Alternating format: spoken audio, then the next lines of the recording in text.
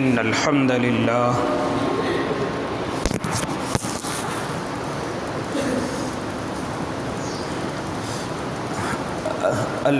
لله رب العالمين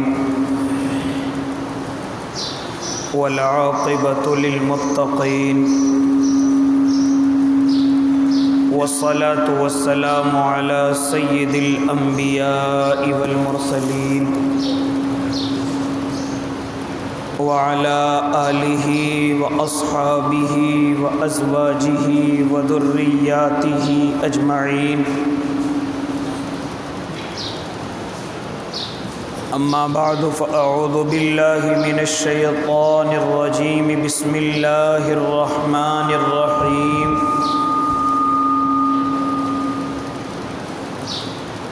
وأطيعوا الله وأطيعوا الرسول فإن تولوا فإن الله لا يحب الكافرين وقال النبي صلى الله عليه وسلم لا يؤمن أحدكم حتى أكون أحب إليه من والده وولده والناس أجمعين صدق الله العظيم وصدق رسوله النبي الكريم ونحن على ذلك من الشاهدين والشاكرين والحمد لله رب العالمين باوقار علماء کرام، معزز سامعین عظام، عزیز دینی بھائیوں، بزرگوں، نوجوانوں اور معصوم بچوں،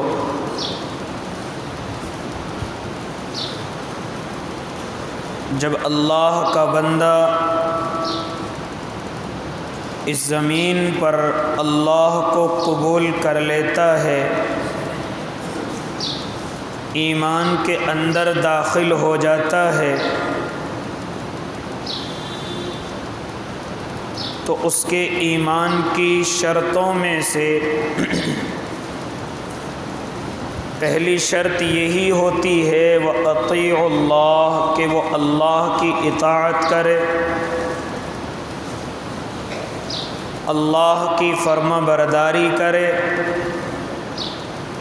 اللہ کے احکام کو قبول کر کے اس پر اپنی زندگی کو گزارے، اسی کے ساتھ ساتھ پھر اللہ کے رسول کی اطاعت اپنی زندگی کے اندر لے کر کے آئے کہ جس طرح اللہ کے حکم کو ماننا ضروری، اسی طریقے سے اللہ کے نبی کی اطاعت بھی ضروری۔ اسی کو قرآن کہتا ہے وَأَطِيعُوا اللَّهَ وَأَطِيعُوا الرَّسُولَ، اللہ کی اطاعت کرو اور اس کے رسول کی اطاعت کرو۔ فَإِن تَوَلَّوْا فَإِنَّ اللَّهَ لَا يُحِبُّ الْكَافِرِينَ، اور اگر یہ پھر بھی روگردانی کریں، اطاعت نہ کریں، حکم نہ مانیں یا الٹے پاؤں پھر جائیں، فَإِنَّ اللَّهَ لَا يُحِبُّ الْكَافِرِينَ، تو اللہ کفر کرنے والوں سے، ناشکری کرنے والوں سے محبت نہیں کرتا۔ اس لیے ان انسانوں کے لیے جو اللہ کو قبول کر لیں، اسلام کو قبول کر لیں، ان کے لیے اللہ کی اطاعت ضروری، اللہ کے نبی صلی اللہ علیہ وسلم کی اطاعت ضروری، اور اسی طریقے سے اگر زندگی کے اندر اتباع سنت بھی آ جائے اور لفظ اتباع کے ساتھ یہ انسان جڑ جائے، مل جائے، تو اللہ اس کے ایمان کے اندر زیادتی کے ساتھ ساتھ کل قیامت کے میدان میں اللہ اسے بڑی عزتوں سے نوازے گا، اس زمین پر بھی عزتیں عطا کی جائیں گی اور جب اللہ کے سامنے پہنچے گا تب بھی عزتوں سے نوازا جائے گا۔ اب آپ یہ سمجھیں گے کہ اطاعت میں اور اتباع کے اندر کیا فرق ہے؟ ہم تو یہی سمجھتے ہیں کہ اطاعت بھی وہی چیز ہے اور اتباع بھی وہی چیز ہے، لیکن علماء فرماتے ہیں کہ ان لفظوں کے اندر ابھی کمی ہے، ان لفظوں کے اندر ابھی فرق باقی ہے۔ اطاعت کہا جاتا ہے حکم ماننے کو، اور اتباع کہا جاتا ہے ہم جس کا حکم مان رہے ہیں اس کے نقش قدم پر چلنے کو۔ حکم اگر مان لیا گیا تو اطاعت مکمل، اور اگر دل کے اندر یہ بات آ گئی کہ میں جس کا حکم مان رہا ہوں میں اس کے نقش قدم پر چل کر کے زندگی کو گزاروں گا، اگرچہ انہوں نے اس بات کا حکم دیا ہو یا نہ دیا ہو، میں تو ان کے نقش قدم پر چل کر کے اپنی زندگی کو گزاروں گا، تو یہ ہوتا ہے اتباع۔ تو اس لیے اطاعت اور اتباع کے اندر ایک یہ فرق ہے، اطاعت حکم ماننے کو کہا جاتا ہے، اور اتباع جس کا حکم مانا جائے اس کے نقش قدم پر چلنے کو کہا جاتا ہے، اگرچہ انہوں نے حکم نہ دیا ہو۔ اس لیے یہ چیز صحابہ کے اندر میرے اور آپ کے اللہ نے پیدا فرما دی تھی کہ میرے اور آپ کے آقا کے صحابہ اللہ کے نبی کی اطاعت کے ساتھ ساتھ کہ جہاں آپ اطاعت فرماتے تھے، میرے آقا جو حکم فرماتے آپ اس حکم کو بجا لانے میں نہ اپنی جان کی پرواہ کرتے تھے نہ اپنے مال کی پرواہ کرتے تھے۔ اگر جان کا حکم آ گیا تو فوراً پیش کر دی گئی، اور اگر مال کا حکم آ گیا تو فوراً پیش کر دیا گیا۔ یہ حکم اطاعت کے زمرے میں آتا ہے، تو صحابہ اطاعت فرماتے تھے لیکن صحابہ اتباع بھی کیا کرتے تھے، یہاں تک کہ جن باتوں کا میرے اور آپ کے آقا نے حکم نہیں دیا لیکن آپ نے اپنے محبوب کو اسی طرح سے دیکھا تو وہ اسی طریقے سے اپنی زندگی گزارنے لگ جاتے۔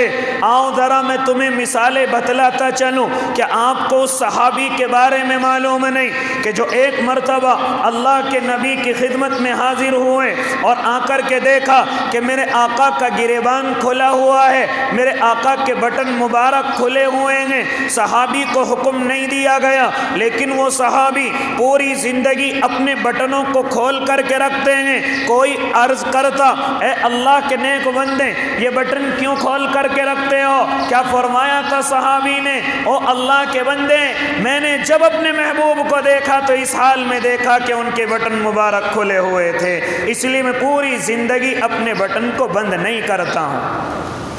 یہ حکم نہیں تھا میرے آقا کا، یہ بس اسی طرح ان صحابی نے آقا کو دیکھا تو اسی طرح اپنی زندگی گزارنے لگ گئے۔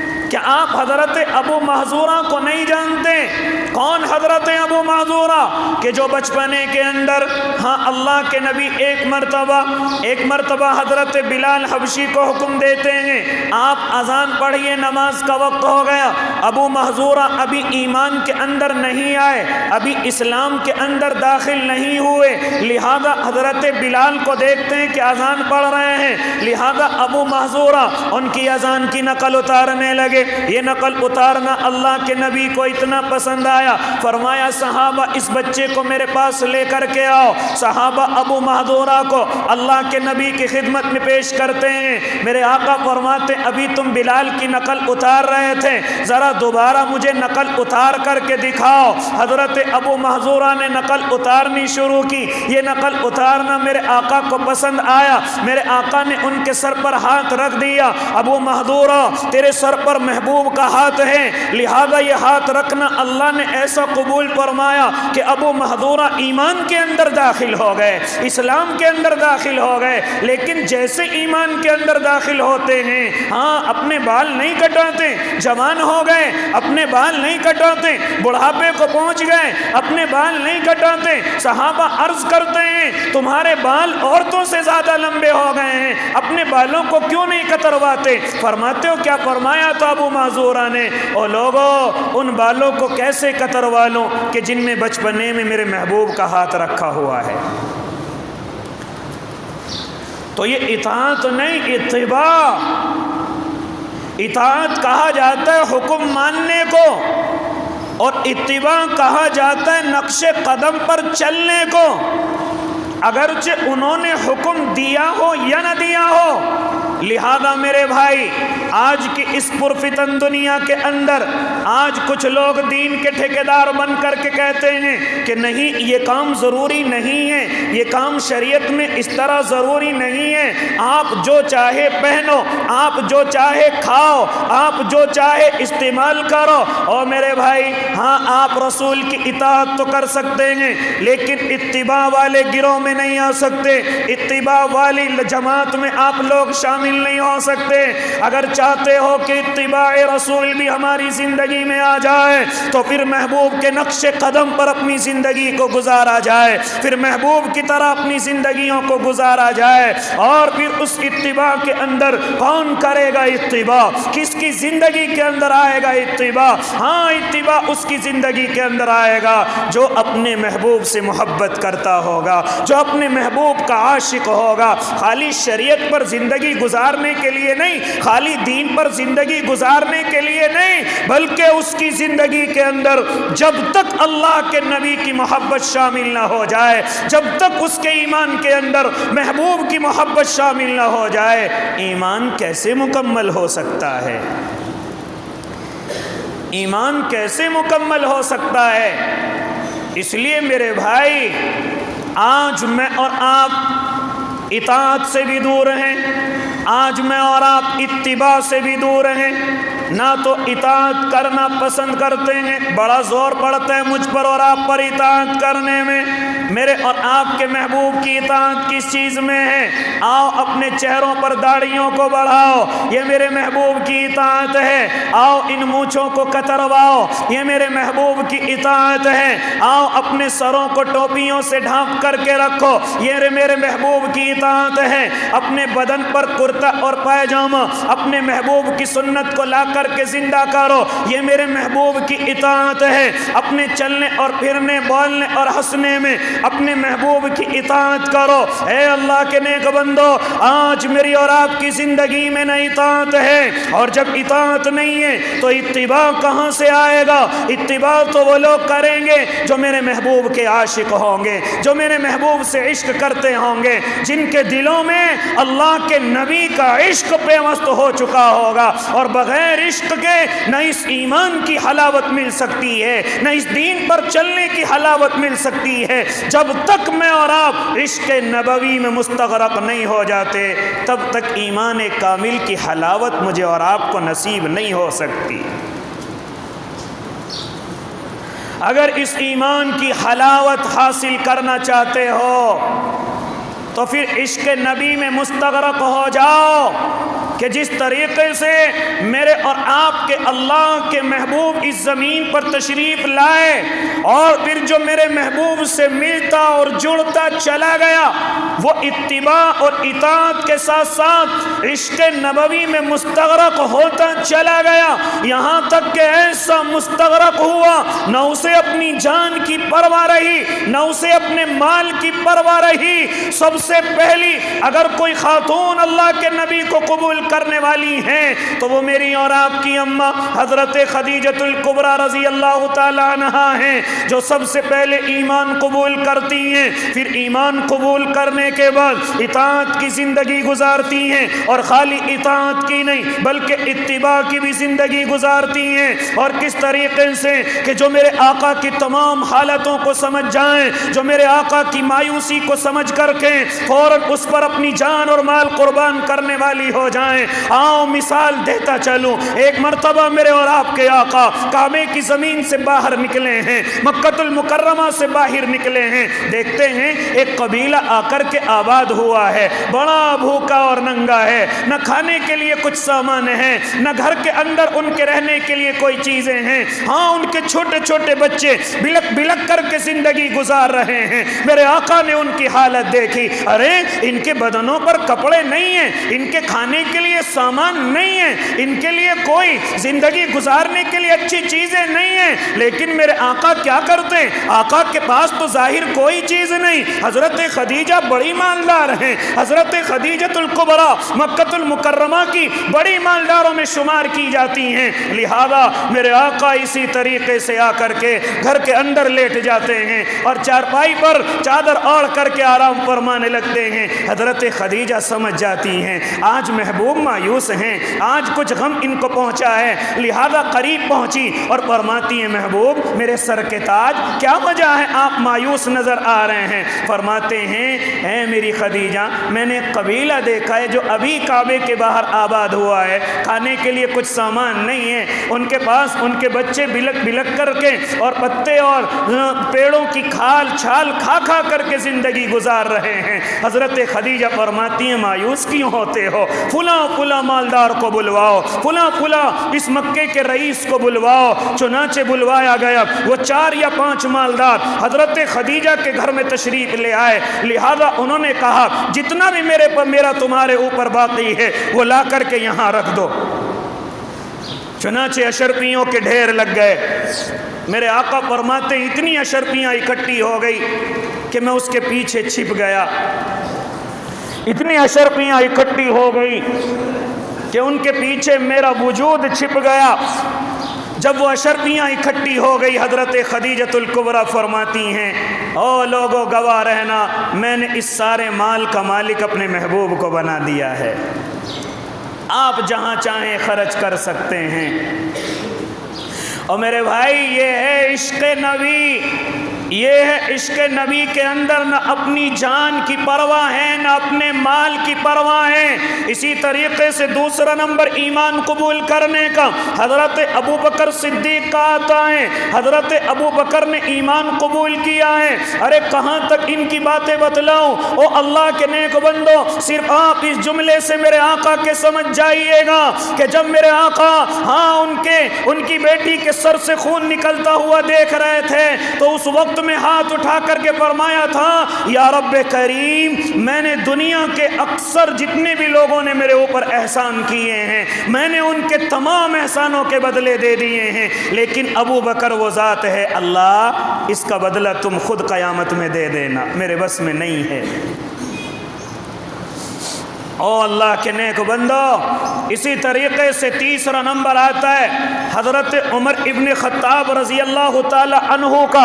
लिहाजा एक मरतबा मेरे और आपके आका हज़रत उमर इब्न ख़त्ताब को अपने करीब बुलाते हैं और बुला कर के मालूम करते हैं, आप मुझसे मोहब्बत करते हैं? हाँ, यकीनन मोहब्बत करता हूँ, अपनी बीवी और बच्चों से भी ज़्यादा, अपनी हर चीज़ से ज़्यादा। लेकिन मेरे आका ने दूसरा जुमला इरशाद फरमाया, ऐ उमर, क्या तुम अपनी जान से भी ज्यादा मुझसे मोहब्बत करते हो? लिहाजा जब ये जुमला आया तो हजरत उमर ने थोड़ा सा तवक्कुफ फरमाया और फरमा करके फिर जवाब दिया, या नबी अल्लाह, अब मैं आपसे अपनी जान से भी ज्यादा मोहब्बत करता हूँ, अपने वजूद से भी ज्यादा मोहब्बत करता हूँ। लिहाजा मेरे भाई, तभी तो फिर हजरत उमर की हालत वो हुई है कि जब दौरे खिलाफत आया है, जब अल्लाह ने हजरत उमर को खलीफा बनाया है, तो एक मरतबा रात के सफ़र पर हैं, गलियों में गश्त कर रहे हैं, अपनी रियाया को देख रहे हैं कि रियाया किस हाल में है, रियाया किस परेशानी के अंदर है।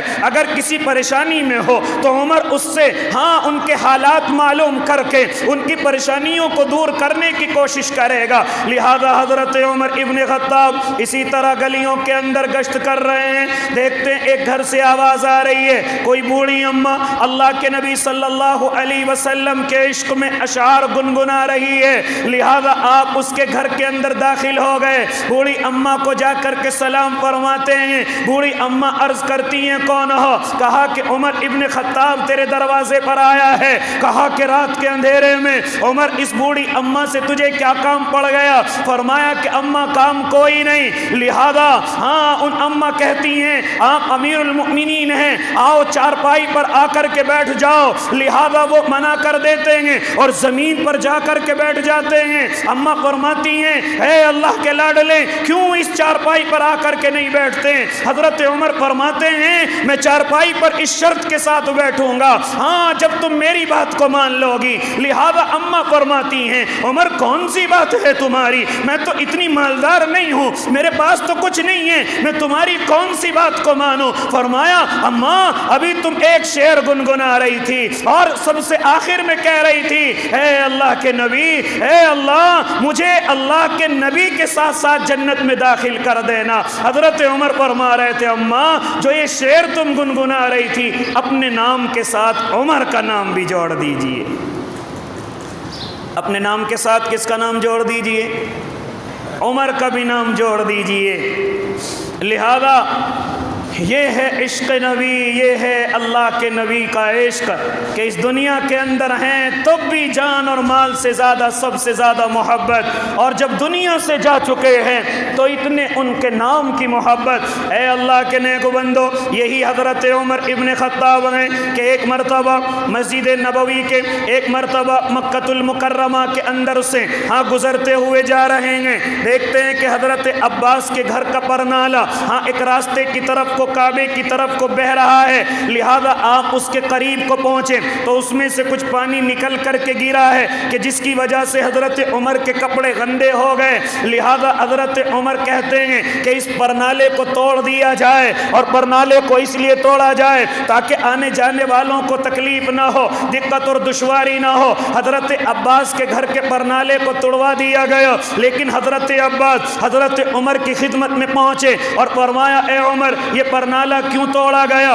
اس پرنالے کو کیوں توڑوایا گیا؟ کہا کہ آنے جانے والوں کے لیے دقت اور دشواری ہو رہی تھی۔ تو حضرت ابن عباس فرماتے ہیں اے عمر جانتے ہو یہ پرنالہ کس نے لگوایا تھا؟ فرمایا کہ کس نے؟ کہا کہ میرے محبوب نے لگوایا تھا، میرے آقا نے خود یہ پرنالہ لگوایا تھا۔ چنانچہ اتنا سننا تھا حضرت عمر کے بدن پر کپ کپی طاری ہو گئی اور فوراً کھڑے ہو گئے اور کھڑے ہو کر کے کہنے لگے اے عباس مجھے معاف کر دینا۔ لہذا لیکن فرمایا کہ میں تب اپنے آپ کو معاف سمجھوں گا۔ آؤ پرنالے کو اٹھاؤ، اور اٹھا کر کے وہاں جہاں پرنالہ لگا ہوا تھا آپ اس کے قریب پہنچے اور پہنچ کر کے کہا اے ابن عباس بالکل گھبرانے کی ضرورت نہیں ہے، اور اپنی کمر کو جھکایا اور جھکا کر کے کہا آؤ میری کمر پر چڑھ کر کے اس پرنالے کو ٹھیک کرو۔ حضرت عمر جھکے ہیں، حضرت ابن عباس نے اپنے دونوں قدم ان کے اوپر رکھ کر کے پھر اپنے پرنالے کو درست کیا، صرف اس وجہ سے کہ یہ محبوب کا لگوایا ہوا تھا۔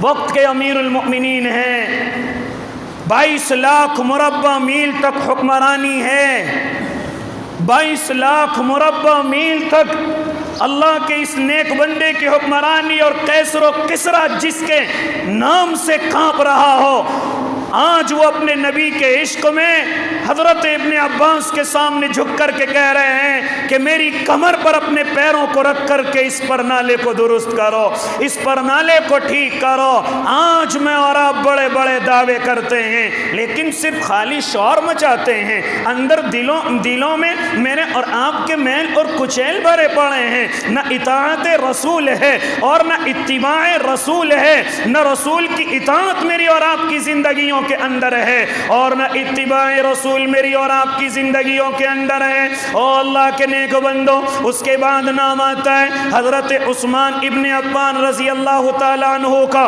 یہ تو اور بڑے میرے اور آپ کے محبوب کے عاشق ہیں اور زیادہ اللہ کے نبی سے عشق کرتے ہیں۔ ارے کیسا عشق کرتے ہیں! ایک مرتبہ خدمت میں تشریف لاتے ہیں اور لا کر کے عرض کرتے ہیں اللہ کے نبی آج تمہاری عثمان کے گھر پر دعوت ہے، لہذا آج تمہیں گھر پر جا کر کے کھانا کھانا پڑے گا، لہذا آج ہمارے گھر پر تشریف لے کر کے چلیے۔ لہذا اللہ کے نبی نے دعوت کو قبول فرمایا۔ مسلمان کے حق میں سے ایک حق یہ بھی ہے کہ اگر وہ تمہاری دعوت کرنے کے لیے آئے تو اس کی دعوت کو قبول کر لیا جائے۔ اگر وہ دعوت ٹھیک اور درست ہے، اگر وہ دعوت بدعت سے پاک ہے، اگر وہ دعوت جائز ہے، اگر وہ دعوت سنت و شریعت کے اندر ہے، تو مسلمانوں کو چاہیے کہ اپنے بھائیوں کی دعوت کو قبول کریں، اپنے بھائیوں کی اس بلانے کو قبول کریں۔ لہذا اگر ولیمے کی دعوت ہے تو اس دعوت کو اپنے لیے واجب سمجھیں، اگر وہ عقیقے کی دعوت ہے تو اس کے لیے اس کو سنت سمجھیں۔ اس کے علاوہ جو ہم بہت ساری دعوتیں کرتے ہیں، اگر وہ بدعت کی طرف جا رہی ہیں تو آپ منع کر سکتے ہیں، آپ ان کو روک سکتے ہیں، آپ پر کوئی گناہ نہیں ہوگا۔ آپ سے آ کر کے کوئی کہے کہ آج ہلدی کا کام ہونا ہے، چلو آج آپ کی دعوت ہے، آپ منع کر دیجئے، کوئی آپ پر گناہ نہیں ہوگا۔ آج ہمارے یہاں منڈے کی دعوت ہے، آپ منع کر کے بھگا دیجئے، آپ پر کوئی گناہ نہیں ہوگا۔ آج ہمارے یہاں 10واں 40واں اور فلاں آج ہمارے گھر یہ چیزیں ہو گئی ہیں، لہذا آپ اگر چاہیں تو منع کر دیں، اور چاہنا نہیں ہے۔ اگر آپ یقیناً اللہ اور اس کے رسول سے محبت کرتے ہیں تو جو دعوتیں بدعت اور رسم و رواج پر مبنی ہیں آپ ان کو بالکل منع کر دیجیے، آپ پر کوئی گناہ نہیں ہے۔ لیکن اگر کوئی محبت کے اندر آپ کو اپنے گھر کے اندر بلانا چاہے، عقیقہ یا ولیمہ یا اس کے علاوہ اور اللہ کے شکریہ کے طور پر وہ اللہ کے بندے تمہاری دعوت کرنا چاہتے ہیں تو قبول کر لینی چاہیے، جانا چاہیے۔ اس کے علاوہ آج کل جب بیچ میں ایک بات آ گئی تو میں آج کل ایک بات اور کرتا چلوں جو میں دیکھنے میں نظر آ رہا ہے۔ آج کل میں اور آپ دعوتیں کر رہے ہیں نیاز کی، یہ نیاز کا لفظ کہاں سے آ رہا ہے؟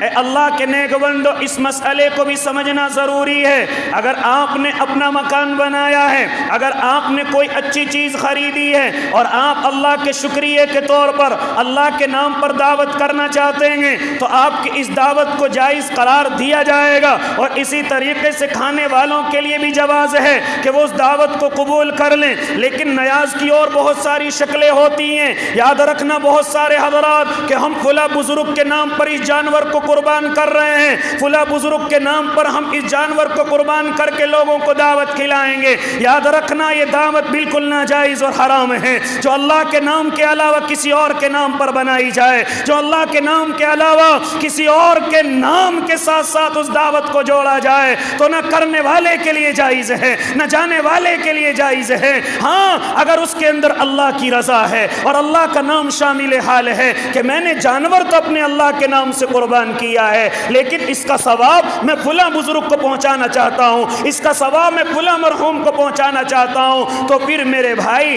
اس دعوت کے اندر صرف غریبوں کا حصہ ہے، مالداروں کا کوئی حصہ نہیں۔ آج کل ہم دعوتوں کے اندر بھی امتیاز سے کام نہیں لیتے، بس جہاں دے گی دکھائی دے گئی فوراً دعوتوں پر ٹوٹ پڑتے ہیں، معلوم ہی نہیں کرتی یہ دعوت کس چیز کی ہے، کیا ہے، یہ ہمارے لیے جائز بھی ہے یا نہیں ہے۔ اس لیے تحقیق ضروری ہے، آپ اس کی تحقیق کیجئے، تحقیق دسترخوان پر جا کر کے نہ کیجئے۔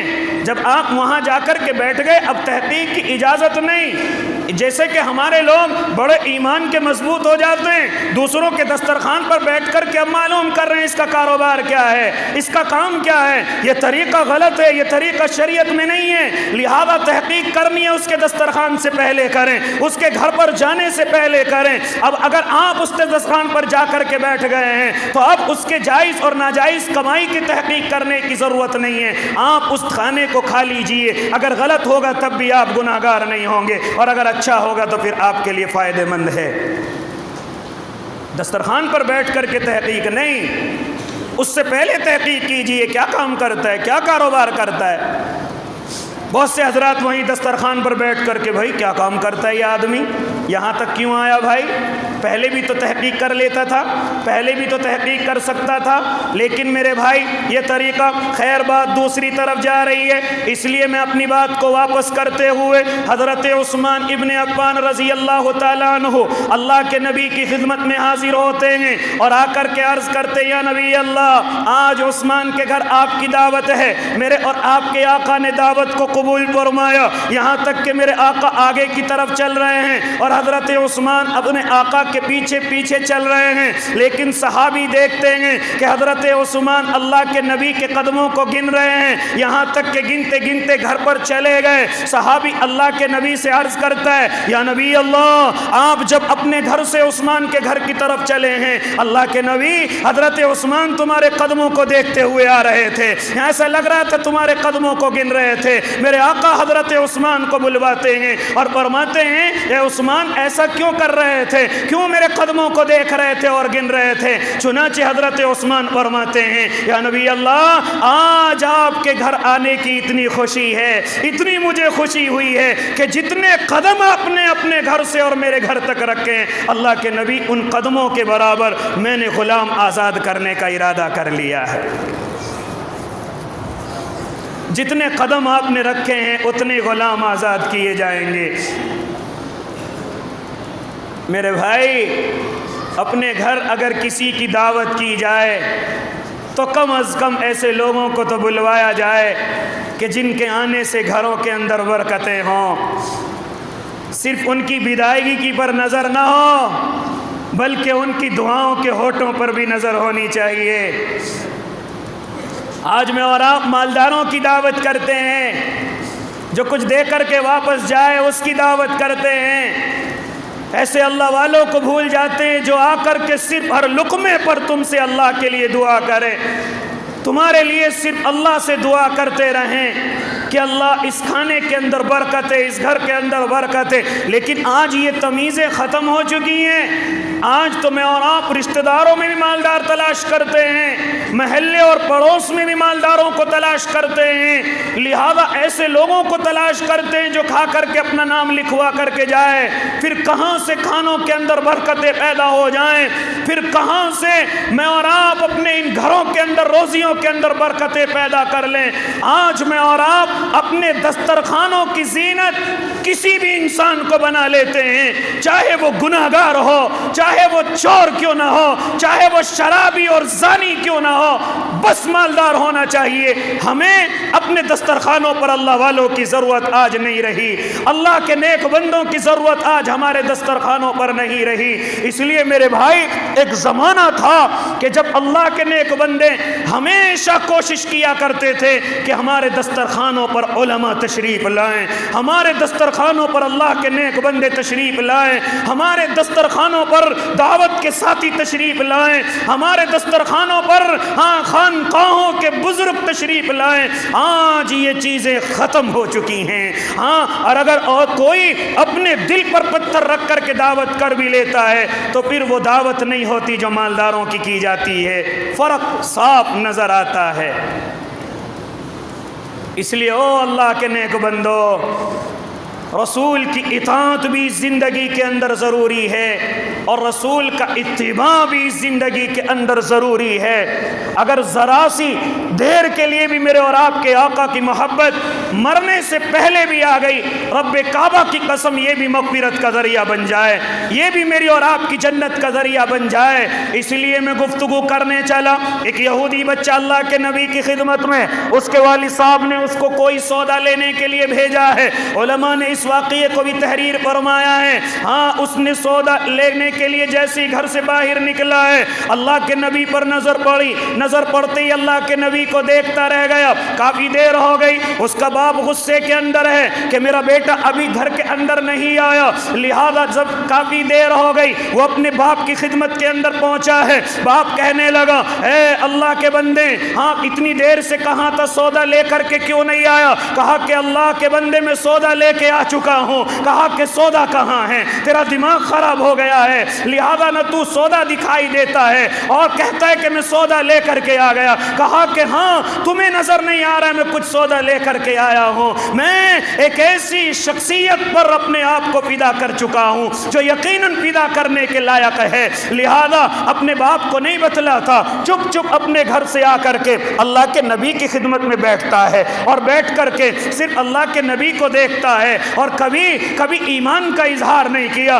صرف اسے دیکھنے میں اتنی لذت آ رہی تھی۔ لہذا مختصر یہ کہ ایک موقع ایسا آیا، بیمار پڑ گیا اور اتنا بیمار پڑ گیا کہ اس سے کرمٹ لینا بھی مشکل ہو گیا، لیکن اس حالت میں کہتا ہے ایک مرتبہ محبوب کی زیارت ہو جائے۔ باپ کو معلوم ہو گیا محبوب کسے کہتا ہے، ارے یہ تو محمد بن عبداللہ، ہاں ان کو اپنا محبوب کہتا ہے۔ لہذا وہ دوڑتا ہوا اللہ کے نبی کی خدمت میں حاضر ہوا اور آ کر کے کہنے لگا، اے اللہ کے نبی میرا بیٹا آپ پر فدا ہو چکا ہے، میں آپ کو پسند نہیں کرتا لیکن میرا بیٹا آپ کو پسند کرتا ہے، لہذا اب وہ بیماری کی وجہ سے بالکل مرنے کے قریب ہے، اے میرے محبوب، اے میرے بیٹے کے محبوب آپ ایک مرتبہ چلیے۔ چنانچہ اللہ کے نبی نے نہ منع کیا نہ ہاں کیا، بلکہ فوراً حضرت عمر کو کہا کھڑے ہو جاؤ، حضرت ابو بکر کو کہا کھڑے ہو جاؤ، حضرت عثمان و علی کو کہا کھڑے ہو جاؤ، حضرت بلال حبشی رضی اللہ تعالی عنہ کو کہا کھڑے ہو جاؤ۔ چنانچہ ان 4-5 صحابہ کے ساتھ میرے اور آپ کے آقا اس یہودی بچے کی خدمت میں پہنچے ہیں۔ چنانچہ وہ بالکل بے ہوشی کی حالت میں ہیں، میرے آقا اس کے قریب جا کر کے بیٹھے اور جا کر کے اس کے پیشانی پر ہاتھ رکھا، جیسے یہ دست رحمت رکھا گیا فوراً اس کی آنکھ کھل گئی اور دیکھتے ہی محبوب کو مسکرانے لگا۔ لہذا جب اللہ کے نبی نے دیکھا کہ مسکرا رہا ہے، میرے آقا فرماتے ہیں، او میرے بچے ایک مرتبہ میرے اللہ کا کلمہ پڑھ لے۔ اس حالت میں کہا کہ تو ایک مرتبہ پڑھ لے، پھر میں جانوں، پھر اللہ کی جنت جانے۔ ایک مرتبہ اس نے اپنے باپ کی طرف دیکھا، باپ نے کہا جب تو ان پر فدا ہو چکا ہے تو ان کی بات کیوں نہیں مانتا؟ لہذا باپ کی طرف سے جب یہ بات آئی فوراً اس نے کلمہ پڑھنا شروع کیا، اشہد ان لا الہ الا اللہ واشہد ان محمد الرسول اللہ۔ جب یہ محمد الرسول اللہ کا لفظ نکلا فوراً اس دنیا سے رخصت ہو گیا، فوراً اس کے اندر سے روح پرواز کر گئی۔ لہذا باپ نے کہا جب یہ ایمان کی حالت میں دنیا سے گیا ہے اب میں اس کا کیا کروں؟ لہذا اب تم ہی اس کو اپنے ساتھ لے جاؤ اور جیسا تم چاہو اس کے ساتھ کرو۔ اللہ کے نبی نے فرمایا ابو بکر، عثمان، علی، عمر، حضرت بلال فوراً جنازے کو اٹھایا جائے، فوراً جنازے کو اٹھایا جائے۔ اللہ کے نبی لے کر کے آئے، جنازے کی نماز پڑھائی اور پھر اس کو لے کر کے خود قبر کے اندر اترے۔ صحابہ کہتے ہیں کہ ہم نے اس وقت میں اللہ کے نبی کو دیکھا کہ آپ کے پیر پورے زمین پر نہیں لگ رہے تھے، آپ پنجوں پر چل رہے تھے اور آپ کبھی کبھی آسمان کی طرف دیکھتے ہیں، مسکراتے ہیں۔ لہذا جب تدفین سے فارغ ہو گئے صحابہ نے عرض کیا، یا نبی اللہ آپ کے پیر مبارک زمین پر نہیں تھے، کس طریقے سے آپ چل رہے تھے؟ میرے محبوب فرماتے ہیں کہ اس اللہ کے نیک بندے کی محبت میں فرشتوں کا اتنا ہجوم اس زمین پر آیا ہوا تھا کہ میرے پیر رکھنا مشکل ہو رہا تھا۔ جب بھیڑ ہوتی ہے آدمی پنجوں پہ ہی کھڑا ہوتا ہے نا، کہیں میرا پیر کسی فرشتے کو نہ لگ جائے، اور بار بار آسمان کی طرف دیکھ رہا تھا کہ جنت کی حوریں استقبال میں کھڑی ہوئی تھی، کب یہ بچہ ہمارے پاس آئے، کب اس کا استقبال کیا جائے۔ تو ذرا سی دیر کی محبت بھی مجھے اور آپ کو جنت کے اندر لے جانے کے لیے کافی ہے۔ اس لیے میرے بھائی انشاءاللہ ارادہ کرو اللہ کی بھی اطاعت کریں گے، انشاءاللہ اپنے محبوب کی بھی اطاعت کریں گے اور انشاءاللہ اتباع بھی کریں گے۔ اتباع کا فرق سمجھ گئے؟ اپنے محبوب کے نقش قدم پر چلنے کی کوشش کریں گے، بلکہ چلنا ہی ہے ان کے نقش قدم پر۔ اسی کے ساتھ ساتھ میں آخری گفتگو اور آپ سے کرتا چلوں میرے بھائی، اس وقت میں ایک بڑا معاملہ ہمارے اس ملک کے اندر پیش آیا ہوا ہے، لیکن ایسے وقت میں آپ سے